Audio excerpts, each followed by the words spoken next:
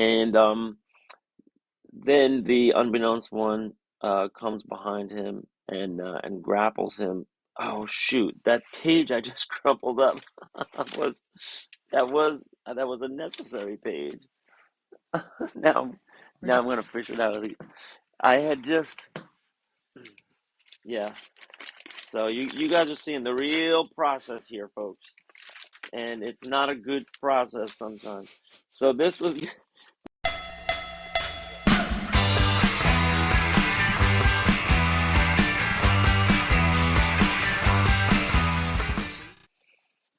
All right, this is yeah. episode 35.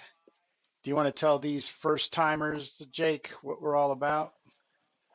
Yeah, if this is your first time here, this is a podcast, The Making of Turbo Pit Fire, comic book graphic novel series.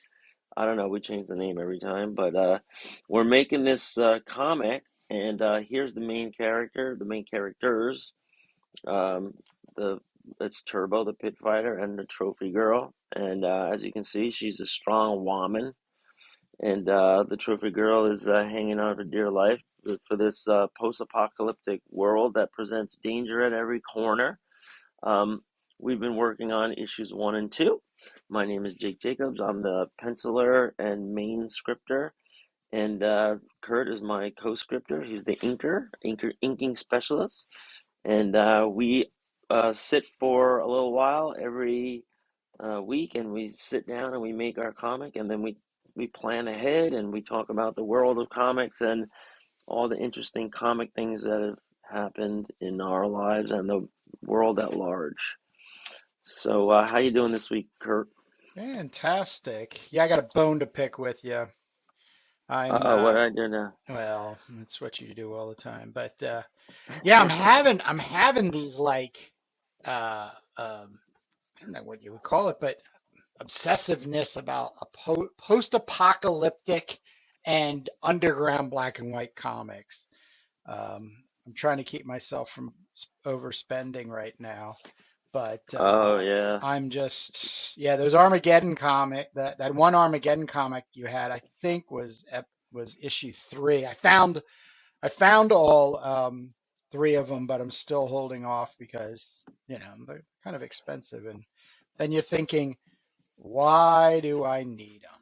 Well, the artist in us, we always rationalize purchasing comics, where then my wife at least, you don't need any more, and it's right. like, well, it's not about needing more. It's about I right now need this comic book. It's such a, categorically, us, we as comic book people are in two categorical uh, place slots. We're ADD. So you're just jumping around from one thing to the next. It's amazing you get anything completed, right? And then we're what are those people? Compulsive shoppers would be, I would say, the other thing. You Yeah, see well, something shiny and new, or even or old and dull, but you're like, oh, I gotta have a copy of that. yeah, I know the feeling. I have it myself. I have 2 boxes of comics right next to me, and some of them I just bought because they were like super cheap and they were closeouts, and I figure like I'll take a look at them. And some of them I bought because I really wanted to have them. Yeah. What Kurt's referring to is from our last edition. I think we spoke about my haul from. All these cool undergrounds I got up in Ithaca. Yeah. Um, and we after we went off the air, we had a little after party talking about some not safe for work undergrounds. Um, and uh, and I was showing Kurt them, and there was a lot of oohs and ahs, and so Kurt ran out and bought them. But we know enough about science now to understand that when people buy something, there's like a little bit of dopamine that hits the back of the Yeah, yeah, brain or yeah, yeah, something. yeah, yeah, And with us, with what he was talking about, the way we justify it is because we make comics, so we can actually write this off Yeah. and say, this is a research, this is Material. a Yeah. research material, right? Yep. Reference Yep. material. Um, and it's true because of the nature of comics. It's like, you read a comic or you see it and you marvel at it and you get, inspired, and then you hunker down and make your own. And sometimes you're borrowing elements, or sometimes you're just seeing, the technical stuff, or whatever it is. So this is Well, the world that we're immersed in, for better or worse. And me too. I've been spending tons and tons of money, ever since we started this podcast. I'm like, ooh, let me. It's not enough to browse through something in a comic store. I have to own it and bring it home. I have to go through every single page of it. And, you know, look, this one is interesting. I didn't show this last time, but, because I thought Deathhawk. this was like real, super adult and everything, but it's not. The cover is like the only thing, even like, Is that even, Peter Sue? Peter n- HSU? it's signed, the cover art is signed Dorman, but when you Dorman. look in, Oh, Dave yeah, Dorman. Holy Dorman crap. Oh my 88, God. but when you go inside, Oh uh, wow. it's yeah, the Oh great. Now I got another one I gotta look pencils for. by this guy Rick Levin, and Huh. it's this whole sci-fi story, Yeah. Oh wow, and that's the pretty art is the decent. art is pretty good, and That's the pretty story is pretty good.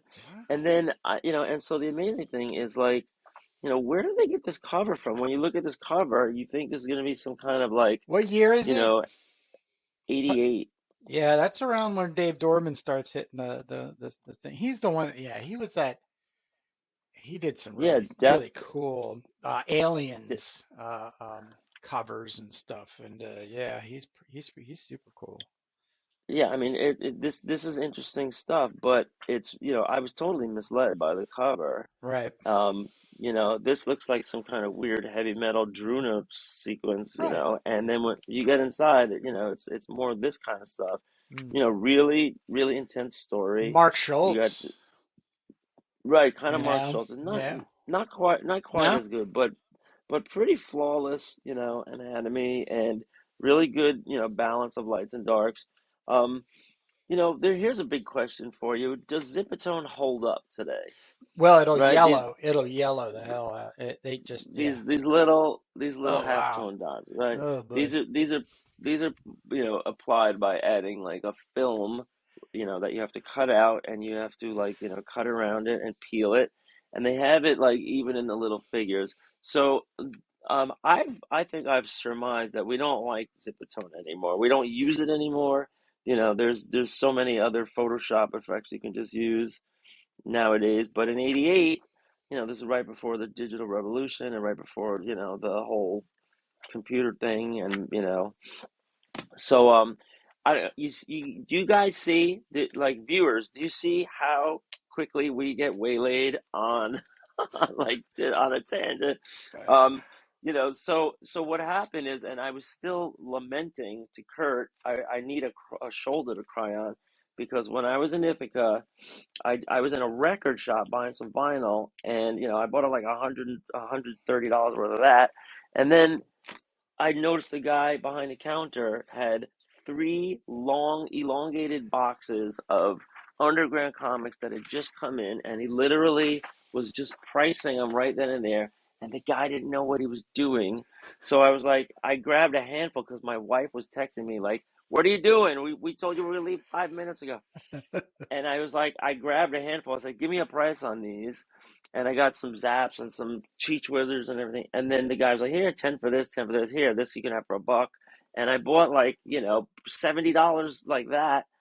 But now I'm like, I needed to spend an hour in there, or 2 hours in there, What was all those going through stupid all. records that you were trying to buy? When are you going to get over Well, I this didn't. music thing? Well, I didn't see the underground. It was a record shop, for God's sake. He said Exactly. some guy up in Ithaca, with this huge collection of Zaps and crumbs and everything, had just, like, just sold it all off to this guy. And I'm sure, the guy probably paid, maybe like $500 for the whole thing. Who knows? But but yeah, and so now I have this FOMO, right? Fear of missing out, and I'm tormented. And my wife, I'm explaining to her what I bought, and I said, "Oh, look, I looked this up on eBay. It's $25 a pop. Even if it's good, bad condition, good condition. This is Apex Novelties, first runs, from 68, 67." And she's like, "Oh, I'm sorry." Because when I went upstairs, I was sitting on a bench with her, and my daughter and her friend were still online to get like fresh made donuts, and they had just run out. So they were making donuts all over again from scratch while I was sitting on a bench watching people walk by, and I could have been right back downstairs in that little shop. And so she's like, "Oh, I'm sorry. You're right." So The woes anyway, of being a uh, family man. yeah. So, well, no, the woes of, missing out on, another, like I only looked at not a half a box, and there was three long boxes. So it's the torment of FOMO and not being able to see what was in those other two and a half boxes, because they had a lot of 90s indie comics, and that's, those were the kinds that we used to make Yeah. back in the 90s. And I would have loved to have seen what was there. But anyway, we're going to talk about the present, not the past. Actually, we're going to talk a little bit about the past. After this edition, you can tune in. We're going to go and do our Commandy. I think we're up to number 10 10. Yep. today, Yep. and we're going to talk a little bit about Kirby and Lee. But yeah, going back to Turbo Pit Fighter. So I had started to lay out. We had this montage page, and then I was starting to lay out the three pages that were going to close out this book, issue number 2, in which older Turbo is having this huge battle sequence, and then meeting Mr. Ike, reuniting with Mr. Ike, getting the van repaired and getting the robot repaired, and then heading out to the Big Deal Nationals. So when all that, and then there's heading off into the sunset, literally. And then when we have the last 3 pages, we're going to have this sequence right here where we're going to meet the Unbeknownst One, and we're going to understand his cruelty. This, I think, was a page that we're not using, right? Yeah, this is the page that we're not using. So, one thing that I added since last week that I just remembered is that they have the ability to sense from far away radioactivity. Who's Um, they? Who's they? well, the technology exists, so you can Ah, just okay. like have a like a gun pointed, or like a radar scanner or something, a scanner, let's say. And so we're going to be seeing this car coming over. Remember, we were going to have like an extra wide vehicle, with like a lot of like attachments and dishes on it and stuff. And it's coming over the horizon. And this is going to be our Mexican contingent of pit fighting, guy with crew. And they're going to say something like "Lonely Highway, almost too quiet." But meanwhile, we're going to hear we got a big reading on this car. There's a lot of radioactivity. There's a lot of, they have a lot of P's. We got high readings, and that's because they won their last pit fight, and the prize was radioactive peas, which are not only the currency of the day, but also the fuel for the cars and vehicles and guns and stuff. We got high readings, boss, something like this. I'm paraphrasing. And then, what's the scale of radioactivity? Like, over 4,500 joules, or, maybe there'll be a different measure by then. Instead of joules, we'll call it kelvins, or, whatever we make up. Um, and And then I also wanted to say, like, that they show, um, not like strontium, or what, I want to make like a type of radioactivity that they're sensing, from a distance, that's usually used to mask a more valuable strain. You know what I'm Oh, saying? yeah. Yeah. So I'm just using placeholders for now. They show. I'll just write strontium, which means they're probably hiding, um, a cache of the other thing, like polonium or plutonium or whatever. But we got to make up some other names, right? Like Einsteinium or something. So I'm just making those notes to self here. Um, and I have as you can see, I have my high-tech pens, which are super thin, and these are actually necessary to write in between these tiny little crevices. They're probably hiding some, again, I'm just doing placeholders here. Maybe we'll have curtonium and jaconium. How about that? That's perfect. Why does my camera keep getting all... Uh-oh, technical difficulties. Well, I've got it nice and white right now, and then it just goes to this. I got white lights. And then it just goes to this like Oh, is it over brown. Yeah. is yeah, I think it's like constantly sensing it's constantly adjusting, auto adjusting. Yeah. Let's see if I can turn that So on. yeah, so these guys are coming over the ridge, and we meet them here in the cabin, and then the windshield is shattered, along with all their hopes and dreams. We have a good look at the Unbeknownst One high atop his weird vehicle, um, and guilty as charged. If this seems like the scene where we meet Humongous and Road Warrior, but there's going to be a lot of differences. Brigands, street thugs, whatever, they're saying stuff like "nice van," but that you know, but the P's are even more interesting. We decided at the very last minute of last episode that our bad guy, Mr. Unbeknownst One, is going to who I'm who I'd really like to name Dehubertson, but how about we compromise and call him Dunnweller Dehubertson? That'll be his real name, and Wow. AKA the Unbeknownst. Um, and that he was going to use big words, Yes. and that Yeah. he was going right, and so Yep. we were to try to make this like poetic use of big words. I remember I think I remember a character that used to do this in was it a Kirby series called Murder Inc. that they Ooh. had this like big like brawny guy, but he ironically would use like big words. I don't know if this is like fuzzy in the back of my head or not, but so just to plow through this, we're going to have this chica here, and I don't know what this team is going to be called, but she's wearing her t-shirt, and she's going to say, "I know who that is. It's the Unbeknownst One from Ruling City area." Um, Out comes the Lucha Libre guy with his mask on, and he just starts pummeling these guys, especially the guy that was holding the mace. Uh, and sorry, that was the alarm. And then the Unbeknownst One comes behind him and grapples him. Oh shoot! That page I just crumpled up was that was a necessary page. Now, now I'm gonna fish it out. I had just yeah.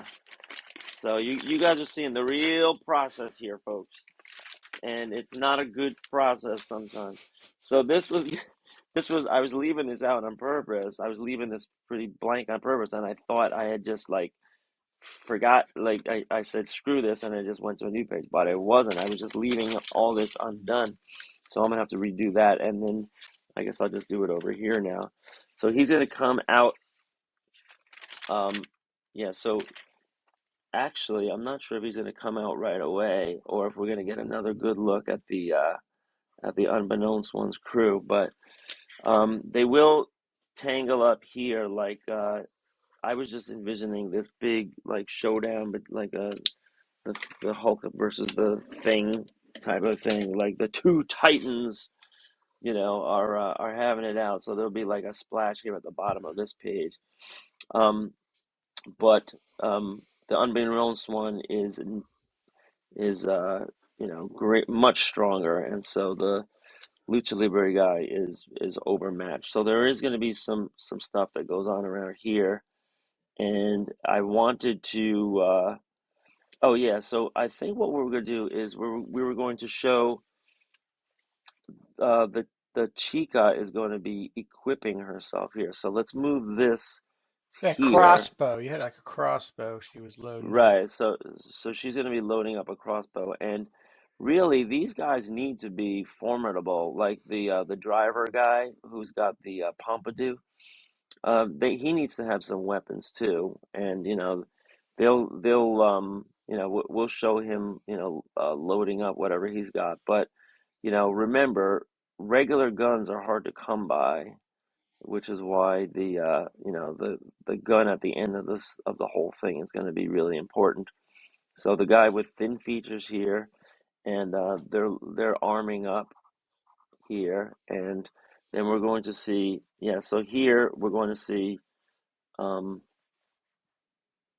yeah. This maybe this should be over. Oh, so so he'll come out of the van like quickly. So the pit fighter guy. And I don't know if he's going to be a glower or not. Maybe we don't even find out. But the pit fighter guy is going to jump down really quickly, to meet the challenge and to protect his people and to, start some ass kicking. These guys are arming up. So he's fighting. And then maybe here in the background, we'll see, that some of these characters are getting picked off by crossbow fire and everything, but they're also going to be charging. So you see what I'm doing here is I'm making myself a lot of work, and it's kind of like masochistic for an artist. Like, in the foreground, these guys are going to be locking horns, and then in the background, you're going to see like a mad rush of these brigands, as these other guys are like using the the vehicle kind of as a fortress and starting to like crossbow these guys out.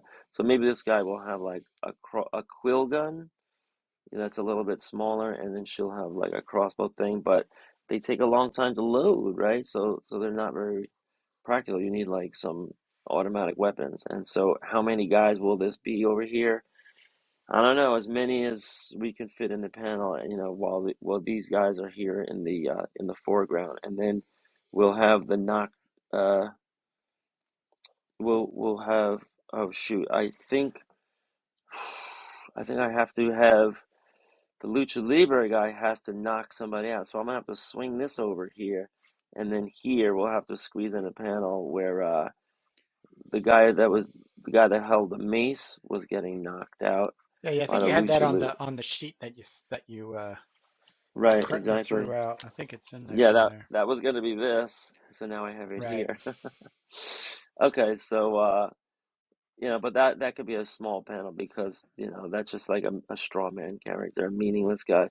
So he'll get one guy and then he'll lock horns with this other guy. So we can throw this out again. Um, and then here the Unbeknownst One really just, dissembles the Lucha Libre guy, and then very quickly rips his skull apart It's with all all on. the This is stuff. all on page what? 30? 31? So this will be 30, 31, 32. Are you on Uh, 31 with the taking out the Lucha Libre guy? yeah, this is going to be the last page. Oh, So oh, okay. All right. yeah, maybe Oh, I even see, I see, I see. yeah, so maybe we'll even have his his uh his hype man, like, in a loudspeaker here, and saying, Yeah. let the world know, you know Yep. the Unbeknownst One is here. um He Now is takes no his prisoners. right, take no prisoners, and then yeah, maybe like a whole bunch of sayings like that. Yeah. Take no prison, Mr. the Cliche. zero mercy, Yeah. um and watch out, hide your women, hide your daughters. Begging is futile. right. And so they're going to say, and so here they have these guys, no, and both of them are captured already by now. And so we have the chick here, the chica here, and the other guy here, and they're both like watching on helplessly. And here we're going to say, do you want the female or should we turn her over to the man, do you want the female or should we turn her over uh, to the men? What are we going to call the men? What do they call themselves? The Mm. something force, the turn them over. They got to The have a name for boys them. with a Z. No, I'm just kidding. I'm just totally just kidding.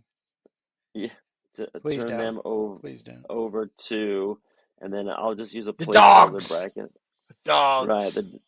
the dogs of war. The wolves. The I pack. The pack. I got it. Oh, I got it. The mongrels. The mongrels. But it should be the something mongrels, not just the mongrels. Maybe the name of the city that he's from, right?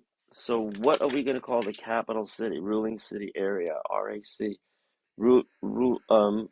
Capital city, cap city, I don't know, of the, I thought it was going to be after the name of the family. could be. So the Dehubertson, the Dehubertson city. Oh, Dehubertsonville, Can't be. Dehubertson, If it's a city, it can't be a ville. Stan. Do you do Stan. the Eastern European thing? Mm. Yeah.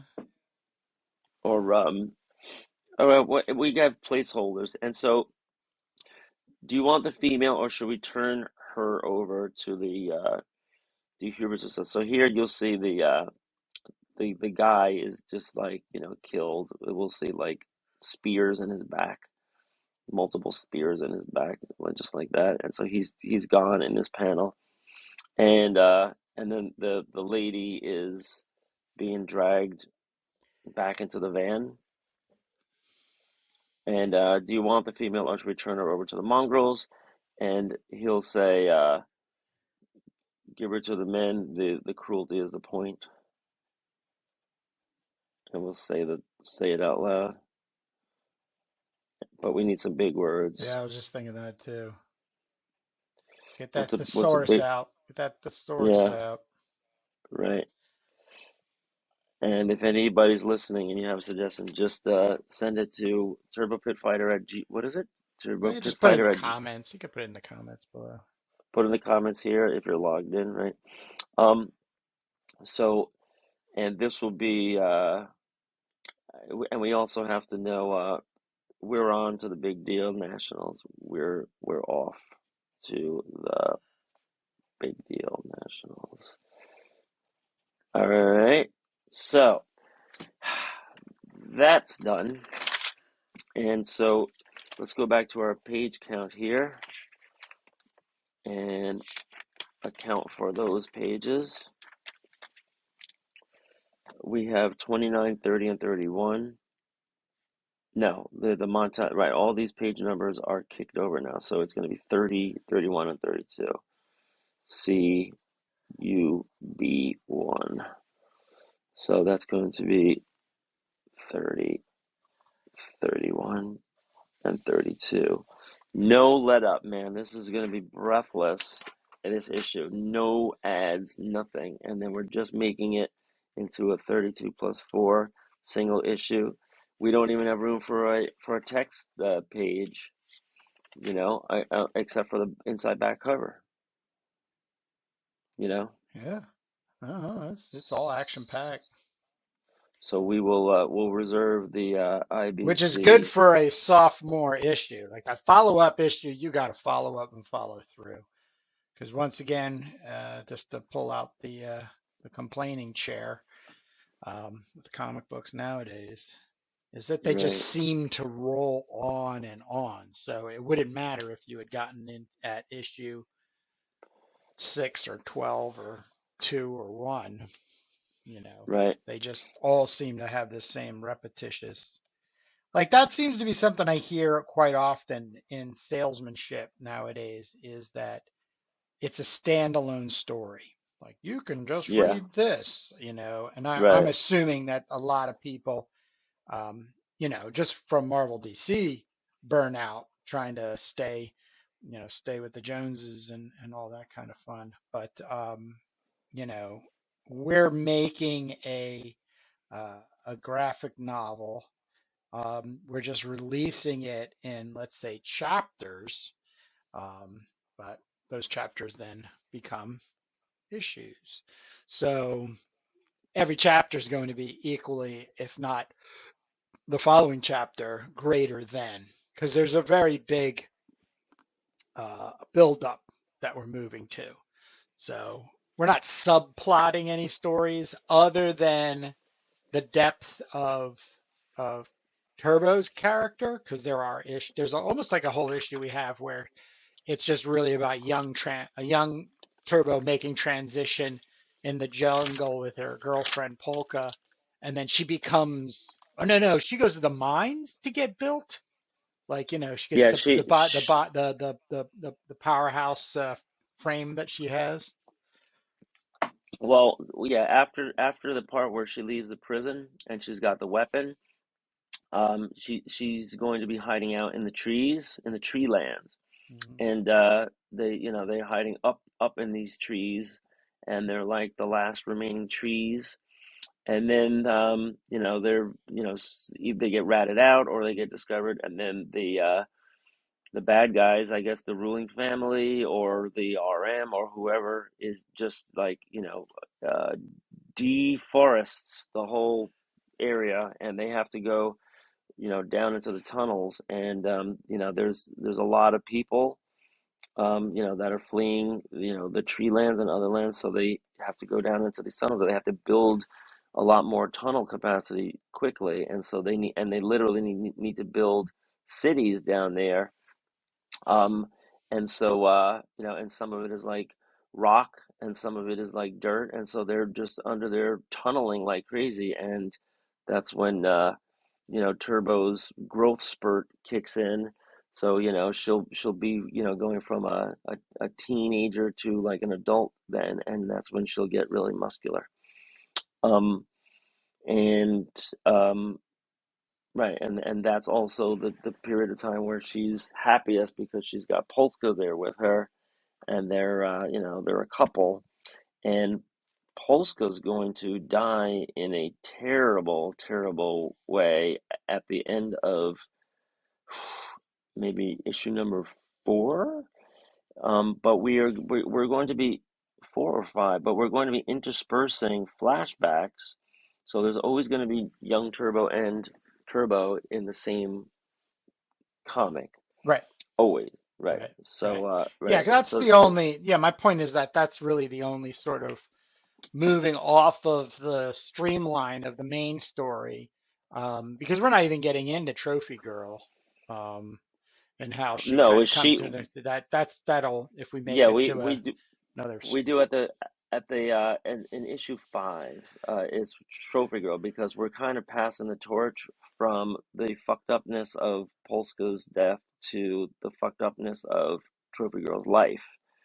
And Yes, yeah, both of them are kind of like analogs for each other in Turbo's world. Um, of like, dainty, helpless, love interest. So yeah, that's one thing that I did, figure on doing here. I just want to go back through the pages here because I have to cross all these pages out and then revise them to make sure this is happening right. And the 7 we can turn into an 8. You're getting a quick review here now, so this is a cool scene if you want to just get brief flashes of all the pages here at once. This is going to be issue 2, page number 6. 5 can turn into a 6. A 4 can't turn into a 5. Got to cross it out. And this is going backwards to young Turbo, which looks like a boy. Look, I already crossed this out once. So, oops. Wait. 4 or 5. Now I'm screwed up. So, oh, I did that already. Okay, so this is two. All right, I see. I did this already. So this is going to be three, and this is You're adding four. pages. I did this already on only on a couple of pages. Four. Now all the pages are numbered correctly, and number one becomes number two. And now I'm going to start on the art for the montage. So I loved the Paul Gulacy montage that you put in the last episode. Yeah, and that's another problem I'm having is because that's the other thing I want to start getting are these Master of Kung Fu's. So thank you. Oh yeah, I know. Well, I have them, and they're this great. They're this great. podcast is doing us no good. And just so we can just ADD a little bit more here on a tangent, I just wanted to get this in. This was some artwork that I made. I showed you a pencil sketch at the Oh very, wow, very yeah, I end. saw that on your Instagram.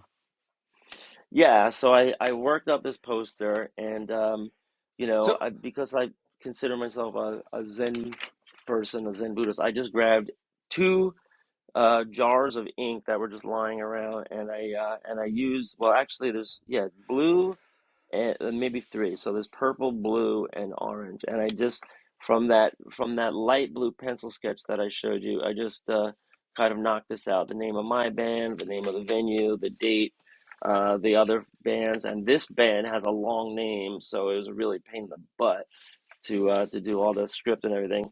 But I worked up this poster. You can see, like, you have to kind of like do the other side too, otherwise the paper gets really wrinkly.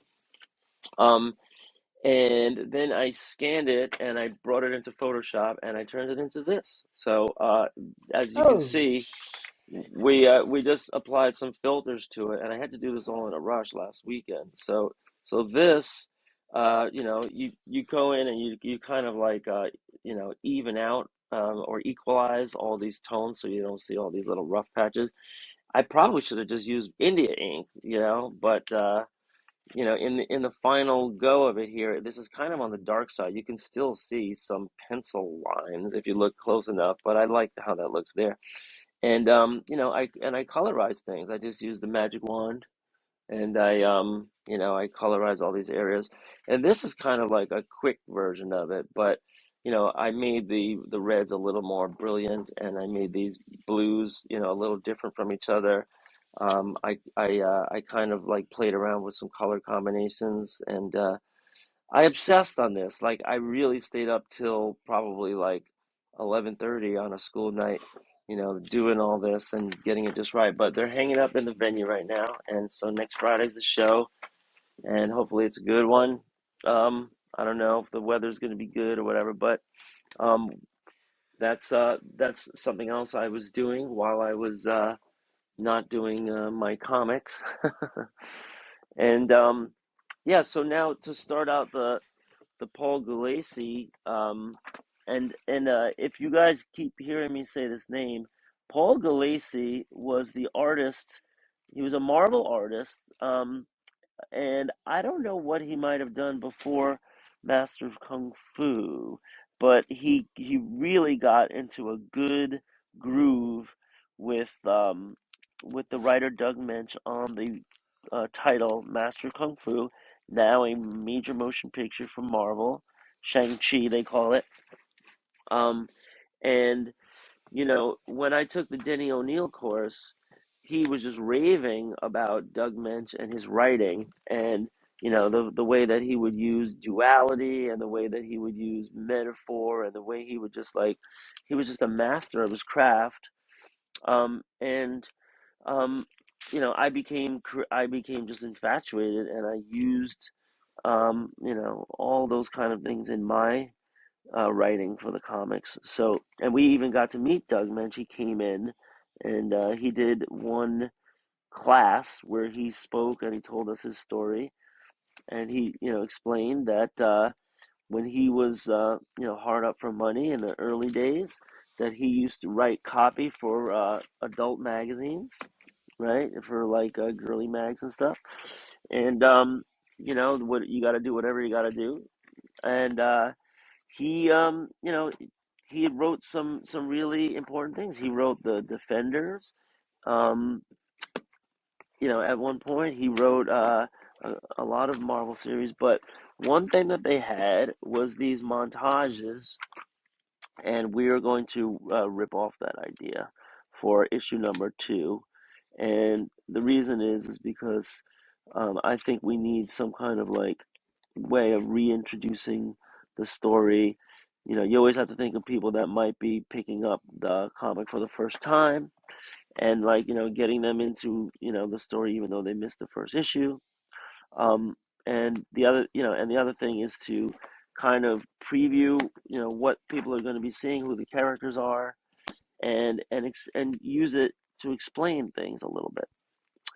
Are So you flipping that's through? Are you flipping through copies of Master of Kung Fu right now? I'm looking for some copies of Master of Okay, Kung Fu right now, okay,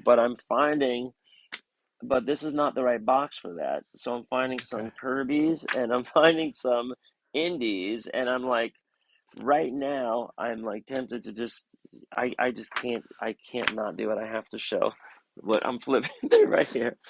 So, because yeah, here's Hero Graphics Flair with interiors done by Wait, I one don't guy, but remember that. What year but was this is that? um 90s. This is 91. Uh, And uh. yeah, and Who they did were that? hiring people. Who's Well, the penciler inker on that team? well, this is Beecham on the front, right? Oh, is Isn't it? that? Well, it's signed here. What does it say? BWM. Oh, wait. What is this? The other guy, Mark Wade, or no, WM? You see this right here?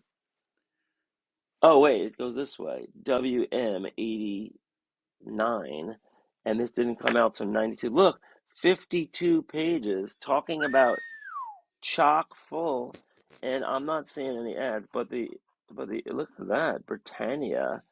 Pencils, Wow. Will Mugniot. What? Yeah, and there's plenty of ads in the back here. So there's that, and then I just gotta show you this stuff. Look, Frazetta doing Oh classic yeah, I digital have art. that. I have that. Yeah, this is great, and this you could tell like this is the kind of thing that Bruce Timm was inspired by. Yeah, well, Here's a he was an illustrator, for anything until he got to those paperback cover deals. But he was also a model too. He modeled for the like photographic covers for God damn it, what was the spy book? Can't remember what the I spy got book is. It was like the Man from Orgy, I think. But yeah, I what? mean, he had a run with the adult books, magazines, and what was it? Playboy for little Annie Fanny. Right. Oh, yeah, that was Little Annie Fanny was the Okay. Mad guy, right? Oh Wasn't yeah, that yeah, yeah, yeah, yeah, yeah. Kurtzman? Yeah, and Bill Elder, Bill Elder. So I have all these Spider-Mans, these Maximum Carnage things. I think these are the Mark Bagley years or Yeah. something, but I'm not too keen on all that kind of stuff. Why don't you There sell are some, those for a couple bucks so you can get some yeah, I got to paper? make some space for one thing. Yeah, I Here sold everything about 4 or 5 years here's ago. Kim Deitch, Shadowland. Nice, She's a nice. great underground cartoonist with a Yep, great style of hatching style. yep. This one's interesting. Flowers on the Razor Wire. I don't know what this is, but it's very interesting. Indie black and white. Lots of balance here. Lots of color balance. So much to look at. But here are the cool ones that really just caught my eye. And it's like bump, bump, bump. So first of all, we got some Fantagor Done. and right, some amazing airbrushing. I picked this up at the con when I was up in Saratoga. Look at this, Pacific Comics. Nice. This Kirby and Thibodeau, and look at all these great characters. Does that remind you of anybody? No, Taryn of Alpha Centauri reminds us of the Tuscan. yes, and here look, giant size Commandy. I didn't have this one, so now I'm adding this, and we might have to cover this if Ooh. this is not include. Oh, look, it includes maps. This is where the maps come from. Photos of Jack Kirby, his life, his home, his studio. Ooh, that'll be our bonus after issue we 20. We'll do that. You can host that one. well, I have to put those, yeah, so now I have to put those in my commandy box.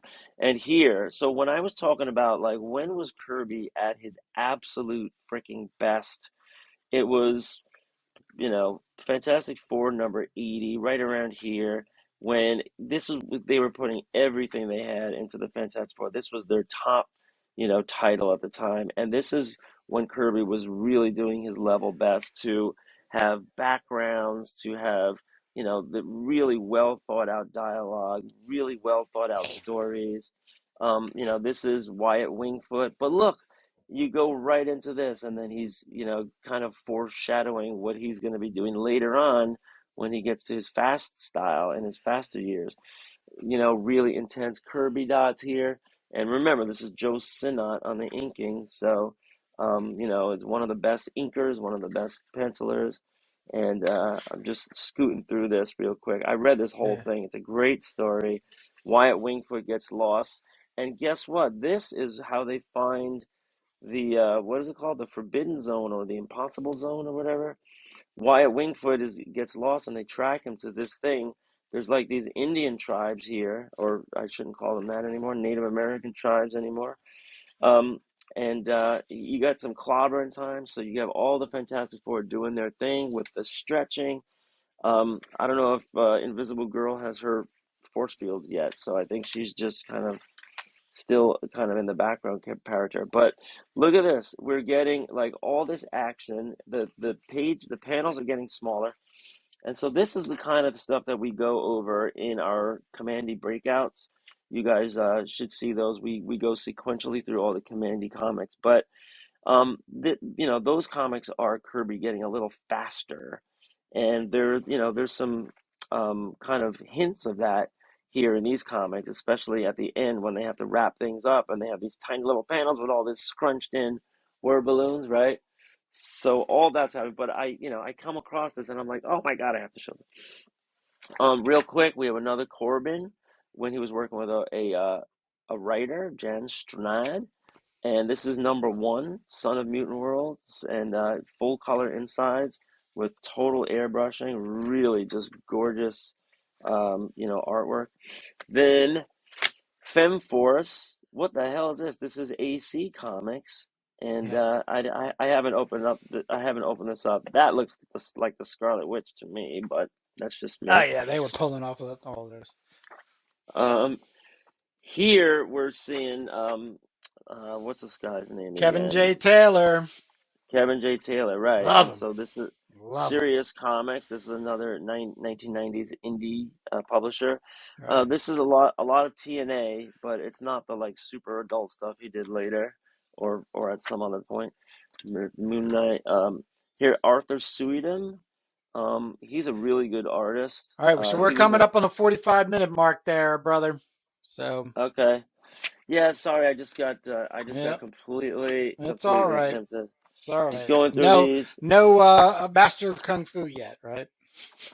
Is that No, one and in I the still garage? Is that in the garage? no, they're probably on the shelf behind me. But just this last thing I want to show. It looks like a Tim Vigil. Kuda, So Kuda. yeah, and this is a very thin book right here. And Yeah, this is Tim Vigil before he got onto his Faust and EO stuff. But really good art, and really good stuff. just like a clinic on Frazetta-ish black and white Hmm. interplay. And look at all this like nature and growth and everything. So you could tell this is the way things were going to go. And here they didn't just throw in a whole bunch of ads. They just made it a very short book. So, when you look at panels like this is like very valuable artwork. Look at all the detail on that. And so, this is where Tim Vigil showed himself to be one of the classic masters, just like Bernie Wrightson, just as good as Brunner, just as good as Plug, any of those guys. Yeah. And, it was just a short story of a guy that kills a sea monster, kills his horse, then he kills the monster, and then I think we're done. Some pinups here in the back. Oh, that's a little bit bloody and violent. But there's also this Adam McDaniel guy. He looks like he might be a protege. Yeah, I So think maybe he's we'll have. British, and he also did. Oh no, am I thinking? Oh no, I'm thinking McNeil. I think there's a guy who got into doing Conan towards for the Savage Sword of Conan magazine. But Yeah, that also we has might like have to. a Mike Magnola, Yeah, excuse me. yep, or Kaluta, right? They're all in that same school. Yeah, yeah. Um, so this is 1995. So Adam McDaniel might be worth a Google. See what if anything he did. Look, he chopped his bear Mm, in into pieces here. You can see, but yeah. just wanted to Graphic, show that. So finish graphic. up the issue. Lots and lots to look at. And I know you're like, wait, you didn't make the montage page. Well, we're gonna work on that next time, but we have to locate some Master of Kung Fu montage pages, and then I'm gonna see one, and I'm gonna be like, yes, that's the one I'm gonna use to base mine on, even though I've already laid it out. I just have to see something else, before I can jump off and do my own. That's just the way it is. That's my OCD. But this is going to be the basic layout, and we're going to use some elements from from the pages that we'll show. Cool. So, anything else, Kurt, before we sign Mm, off? no, I'm just psyched to get into Commandy issue 10. That's where we're going to go and record next. Obviously, that will come out before we get to this episode coming out, because I believe episode 23 of the Turbo Pit Fighter making of just Right. launched 11 minutes ago. So, but I have nothing more to add other than we do have a T-shirt of the um, holding logo. It's not the official logo. Once we do No. have the official logo, this T-shirt design will not be purchasable. So if you're a real hardcore turbo nut, then get a hold of this one, and you can tout it at the big shows. Once we don't have it, and we have a The better, as real I've one. yeah, a better. So many people say they say they can't read the logo, and then I think to myself, I'm like, well, I understand it has to be readable, but the thing I love about the logo right now is the kind of iconography of it. It has kind of a symbolic, a symbol type of feel to it. So we'll see. I mean, we're all in the making of this, so Yeah, yeah, yeah, it's all zen, it's all art, it's all yeah, like spontaneous, yeah, whatever comes out, and it's not going to be the final logo. We are going to have a sure, final logo by the time we go to print, but yes, there's no rush, no rush, yeah, and so yeah. we'll use that for now. We meet every Sunday at 11. We've been meeting at 10 a.m. To record our episodes to keep them in the kitty, to make sure that every week at 11 on Sunday, a new episode is launched. I also playlist all the episodes. So if you end up jumping in before a new episode, you're going to be able to come, keep watching them, listening to us go on about this process that we're taking. But yeah, that's all I got, Jake. I'll see you in the Commandy number 10 review. That's right, and if you want to pop over to that, we're going to be going over this comic here, so we'll see you right over there. Awesome. See you. Thanks, bud.